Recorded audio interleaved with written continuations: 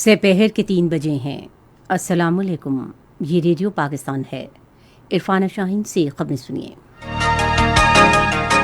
اہم خبروں کا خلاصہ۔ وزیر اعظم آج اسلام آباد میں کامیاب جوان سپورٹس پروگرام کا افتتاح کر رہے ہیں۔ صدر نے کہا ہے کہ قوم میں پانی کے بہتر اور محتاط استعمال کے بارے میں آگاہی پیدا کی جائے کیونکہ پاکستان کو شدید آبی بحران کا سامنا کرنا پڑ سکتا ہے۔ وزیر خارجہ پاکستان یورپی یونین تصویراتی مذاکرات کے چھٹے مرحلے میں پاکستان کی قیادت کے لیے برسلز روانہ ہو گئے ہیں۔ B J P R S S کی زیر قیادت ہندو بلوائیوں کی طرف سے بابری مسجد کو شہید کیے جانے کے واقعے کو آج 29 برس مکمل ہو گئے ہیں۔ پاکستان نے عالمی اداروں پر زور دیا ہے کہ وہ بھارت میں تمام اقلیتوں اور ان کے مقدس مقامات کا تحفظ یقینی بنائیں۔ اور میجر شبیر شریف شہید کا 50واں یوم شہادت آج منایا جا رہا ہے۔ خبریں تفصیل کے ساتھ۔ وزیر اعظم عمران خان آج اسلام آباد میں ملک کی تاریخ میں کھیلوں کے سب سے بڑے اقدام کامیاب جوان سپورٹس پروگرام کا افتتاح کر رہے ہیں۔ پروگرام کامیاب جوان پروگرام اور اعلیٰ تعلیمی کمیشن کے اشتراک سے مرتب دیا گیا ہے۔ پروگرام ملک میں شروع کیے جانے والے 4 ارب روپے مالیت کے 4 منصوبوں کا حصہ ہے جس کا مقصد نوجوانوں کو غیر نصابی اور کھیلوں کی سرگرمیوں کی طرف راغب کرنا ہے۔ صدر ڈاکٹر عارف علوی نے کہا ہے کہ ملک میں پانی کے بہتر اور محتاط استعمال کے بارے میں قوم میں آگاہی پیدا کی جائے کیونکہ پاکستان ان ملکوں میں شامل ہے جنہیں شدید آبی قلت کا سامنا ہو سکتا ہے۔ وہ آج اسلام آباد میں سندھ طاس کے لیے موسمیاتی بحران میں پائیدار آبی انتظام کی ضرورت کے موضوع پر ایک بین الاقوامی کانفرنس سے خطاب کر رہے تھے۔ انہوں نے کہا کہ پانی کی قلت اور بے تحاشا استعمال کی وجہ سے زیر زمین وسائل میں بھی خطرناک حد تک کمی واقع ہوئی ہے۔ انہوں نے کہا کہ موسمیاتی تبدیلی کے باعث درجہ حرارت بڑھنے اور گلیشیروں کے تیزی سے پھیلنے سے خطرناک اثرات بھی مرتب ہوئے ہیں۔ صدر نے کہا کہ حکومت ملک میں آبی ذخائر کی تعمیر کے لیے مؤثر طور پر کام کر رہی ہے اور یہ حکومت کی اولین ترجیحات میں بھی شامل ہے۔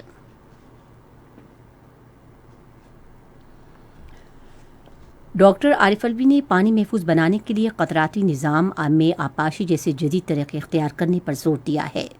اس موقع پر اظہار خیال کرتے ہوئے سائنس اور ٹیکنالوجی کے وزیر شبلی فراز نے کہا کہ پانی کی قلت اور موسمیاتی تبدیلی موجودہ حکومت کی اولین تحفظات ہیں۔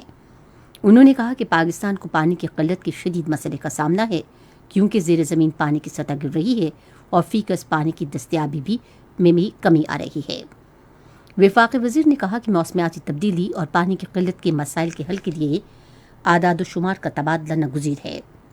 انہوں نے کہا کہ ہم سائنسی اعداد و شمار اور جدید ٹیکنالوجی کی مدد سے سائنسی تحقیق کو عوام کے مفاد میں بروئے کار لانے کی کوشش کر رہے ہیں۔ شبلی فراز نے کہا کہ آبی وسائل کے لیے پاکستان کونسل آف ریسرچ اور وفاقی ترقیاتی ادارے نے وفاقی دارالحکومت میں مصنوعی طریقے سے زیر زمین پانی کی سطح بڑھانے اور شواہد کی بنیاد پر زیر زمین پانی کی نگرانی کے نظام کی ترقی کے لیے تعاون کے ایک پروگرام پر دستخط کیے ہیں۔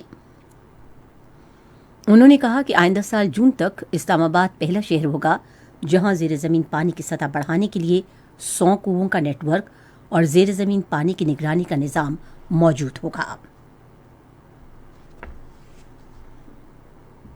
وزیر خارجہ شاہ محمود قریشی اپنی بیلجیم کی ہم منصب صوفی ولیمز کی دعوت پر 3 روزہ دورے پر برسلز روانہ ہو گئے ہیں۔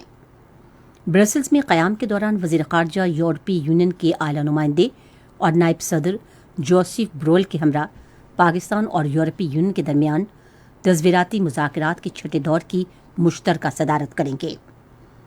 پاکستان اور یورپی یونین کے درمیان جون 2021 میں بھی دستخط کیے گئے اہم منصوبے کے بعد یہ پہلا اجلاس ہے جس میں فریقین کے نمائندے ذاتی طور پر شریک ہوں گے۔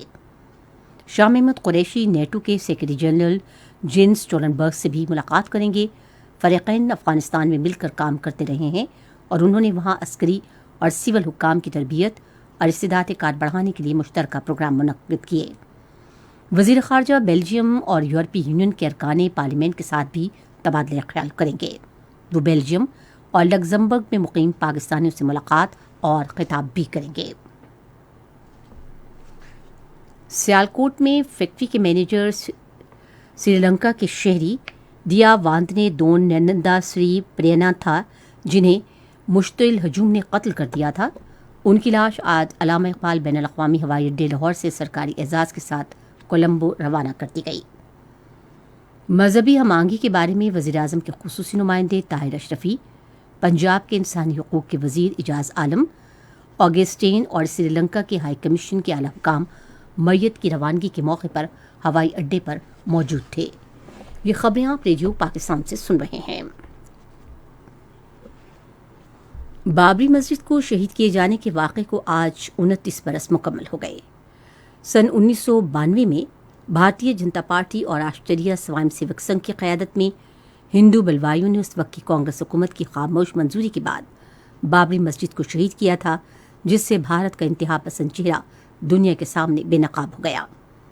कश्मीर मीडिया सर्विस की तरफ से जारी एक रिपोर्ट में कहा गया है कि बाबरी मस्जिद को शहीद करने से ज़्यादा अज़ियतनाक बात भारत की आलिया अदलिया का तासुबाना किरदार है, जिन्होंने नवंबर 2019 में हिंदुओं को तारीख़ी मस्जिद के मकाम पर बंदर मनाने की इजाज़त दी। भारतीय सुप्रीम कोर्ट ने फैसला सुनाते हुए न सिर्फ हिंदू तवा नज़रिए को तरजीह दी, बल्कि बाबरी मस्जिद को शहीद करने में मुलव्वस अफराद को भी बरी कर दिया। रिपोर्ट में कहा गया है कि भारतीय सुप्रीम कोर्ट के तासुब पर मबनी फैसले से भारत को हिंदू मुल्क में तब्दील करने के अमल की तौसीक होती है, जहां मुसलमानों का वजूद अब नाकाबिले बर्दाश्त होता जा रहा है। पाकिस्तान ने आलमी बिरादरी, अक़वाम मुत्तहिदा और दूसरी आलमी तंजीमों पर जोर दिया है कि वो मुसलमानों की इबादत गाहों को हिंदू तवा इंतहा पसंदी से महफूज रखने के लिए भारत पर दबाव डाले कि वो बैनुल अक़वामी कानून के तहत अपनी जिम्मेदारियां पूरी करे। भारतीय जनता पार्टी और राष्ट्रीय स्वयं सेवक संघ के कारकुनों की जनब से बाबरी मस्जिद को शहीद करने के अलमनाक वाक़े को 29 बरस मुकम्मल होने के मौके पर आज एक बयान में दफ्तर ख़ारजा के तर्जुमान आसिम इफ्तिखार ने कहा कि आलमी इदारे भारत के अंदर तमाम अक़लियतों और उनके मुक़द्दस मकामात का मुअस्सर तौर पर तहफ़्फ़ुज़ यक़ीनी बनाएं।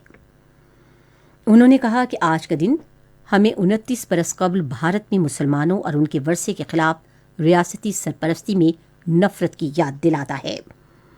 उन्होंने कहा कि बाबरी मस्जिद को शहीद करने के दिल गिरफ्ता मनाजिर अभी तक न सिर्फ दुनिया भर के मुसलमानों के जहनों में ताज़ा हैं, बल्कि आलमी बिरादरी की इज्तिमाई ज़मीर को भी झंझोड़ रहे हैं।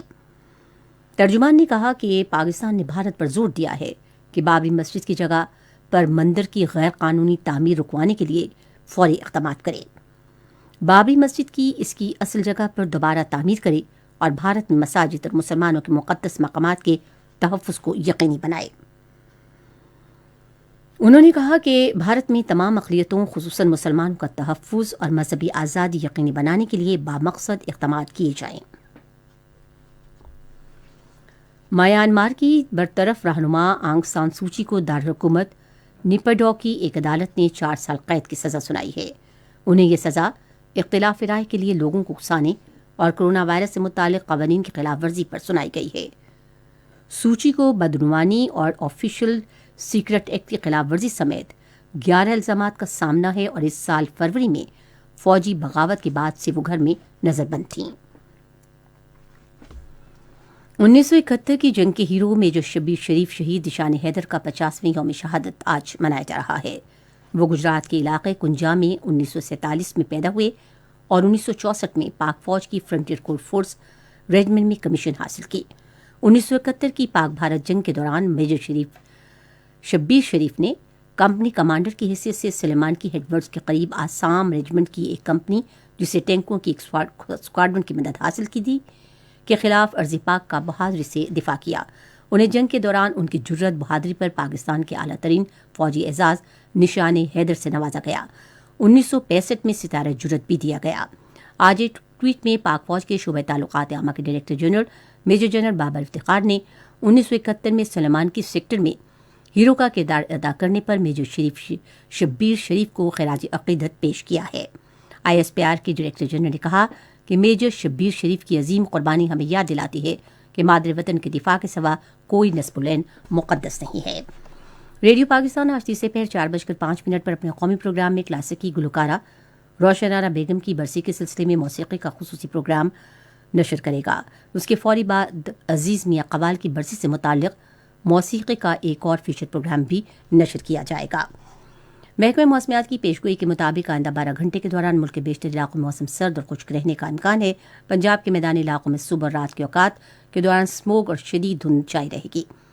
تاہم گلگت بلتستان، کشمیر اور اس کے ملحقہ علاقوں میں ہلکی بارش اور برف باری کا امکان ہے۔ آج ریکارڈ کیا گیا بعض بڑے شہروں کا درجہ حرارت: اسلام آباد 23 ڈگری سینٹی گریڈ، لاہور اور پشاور 22، کراچی 29، کوئٹہ 12، گلگت 16، مری 3 اور مظفر آباد 11 ڈگری سینٹی گریڈ۔ بھارت کے غیر قانونی زیر قبضہ جموں کشمیر میں محکمہ موسمیات کی پیشگوئی کے مطابق جموں، لیہ، پلوامہ، اننت ناگ، شوپیاں، بارہمولہ اور سری نگر میں موسم خشک رہے گا۔ خبریں ختم ہوئیں۔ مزید خبروں اور تجزیوں کے لیے ہماری ویب سائٹ ہے radio.gov.pk اور فیس بک کے link radio Pakistan news official پر آپ ہماری ان خبروں کی براہ راست ویڈیو اسٹریمنگ بھی ملاحظہ کر سکتے ہیں۔